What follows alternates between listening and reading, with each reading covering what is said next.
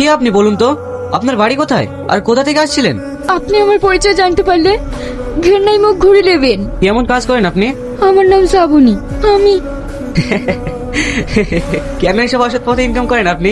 চেয়েছিলাম তাই সৎ পথে ইনকাম করতে, কিন্তু এই সমাজ আমাকে করতে দেয়নি। তাই মাকে নিয়ে বেঁচে থাকার তাগিদে আমি এই কাজটা করতে বাধ্য হয়েছি।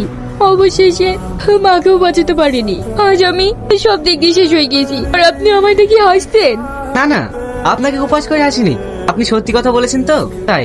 আর আপনার সত্যি কথাটা শুনে আমি খুব খুশি হয়েছি। আজকের পর থেকে আপনি কোথাও যাবেন না, আপনি আমার এখানেই থাকবেন। সালমা, তুই শ্রাবণীর কাছে বস, আমি দুটো বাজার করে নিয়ে আসি। ঠিক আছে ভাই, তাড়াতাড়ি এসো কিন্তু।